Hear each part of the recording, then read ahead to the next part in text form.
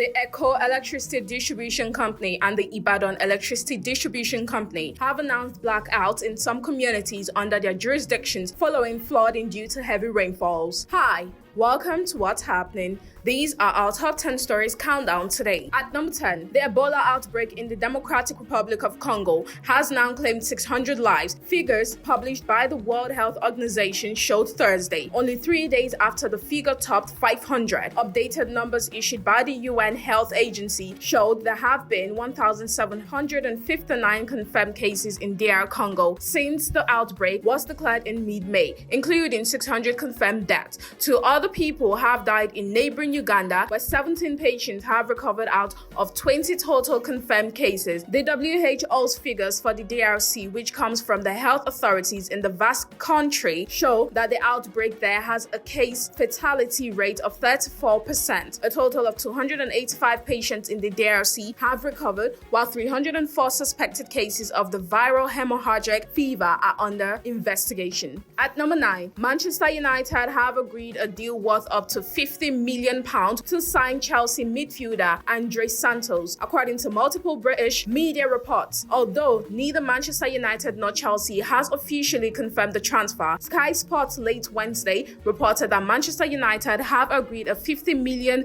deal to sign Chelsea midfielder Andrey Santos. The broadcaster adds that the Brazilian is expected to complete the remaining formalities before the move is finalized. The Guardian UK reports that United have completed a £48 million deal after earlier revealing Chelsea's valuation of the midfielder. At number 8, a former vice president and presidential candidate of the African Democratic Congress in the 2027 election, Atiku Abubakar, on Thursday cautioned the federal government against any action that could endanger opposition leaders. Atiku declared that the safety of Nigeria Democratic Congress presidential candidate in the Peter Obi is a constitutional responsibility of the Nigerian state. He also called for the immediate release of former Kaduna State Governor Nasir El-Rufai, insisting that every Nigerian, irrespective of political affiliation, is entitled to due process and equal protection under the law. At number 7, the Senate on Wednesday approved the 2026 budget proposal of the Nigerian Customs Service, endorsing a revenue target of 11.74 trillion naira and an expenditure estimate of 1.295 trillion naira for the 2026 fiscal year. The approval followed the consideration and adoption of the report of the Senate Committee on Customs, Excise and Tariffs during plenary. Presenting the report, the committee chairman, Senator Issa Jibrin, said the panel examined the agency's 2025 budget performance before considering its 2026 estimate. According to him, the Customs Service exceeded its 2025 revenue target of 6.5 trillion naira by generating about 7.2 trillion naira, representing a performance of 110.53%. At number 6, the Nigerian Meteorological Agency has forecast widespread rainfall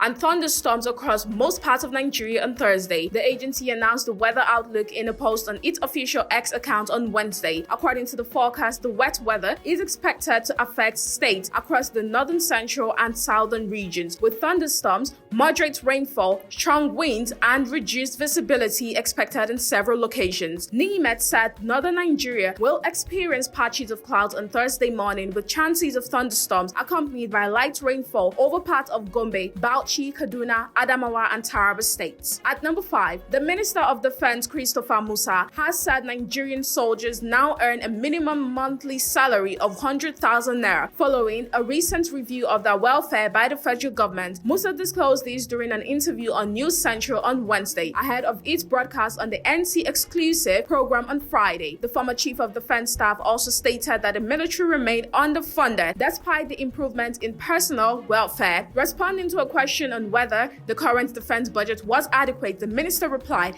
"It's not enough." At number 4, Nigeria reaffirmed its commitment to strengthening its long-standing bilateral relations with the Republic of Liberia through enhanced political consultations, trade, investment, youth development, and regional cooperation. The Minister of State for Foreign Affairs, Shola Enikoalaye, gave the assurance when he received in audience the Deputy Minister of Foreign Affairs of the Republic of Liberia, Ambassador Ethel Davis, at the Ministry of Foreign Affairs, Tafawa Balewa House, Abuja, welcoming the Liberian delegation Aviation, Enikwalaye, described the relationship between Nigeria and Liberia as one founded on shared history, African solidarity, and mutual respect. At number 3, Nigeria's aviation sector may be heading for a fresh industrial action as 2 major aviation unions have issued a 14-day ultimatum to airline operators over the alleged non-remittance of the statutory 5% ticket sales charged to aviation agencies. In a joint letter to the airline operators of Nigeria, the unions say the outstanding remittances have accumulated into several billions of naira, creating funding challenges for agencies and posing risk to aviation safety oversight. The unions, comprising the National Union of Air Transport Employees and the Air Transport Services Senior Staff Association of Nigeria, insist that the charge is a legal obligation collected from passengers on behalf of the agencies and must be remitted promptly. At number 2, the Nigerian Education Loan Fund on Thursday said it has distributed a total of 1.5 billion naira to 6,129 students across 3 institutions in the country for the 2025 to 2026 academic session. An update on its verified X handle, the fund noted that the beneficiary schools include Bamidele Olumilwa University of Education, Science and Technology in Ekiti State, Sikiru Adetona College of Education, Science and Technology in Ogun State, and the Edo State College of Nursing Sciences in Benin City, Edo State. At number 1, the Eco Electricity Distribution Company and the Ibadan Electricity Distribution Company have announced blackouts in some communities under their jurisdictions following flooding due to heavy rainfalls.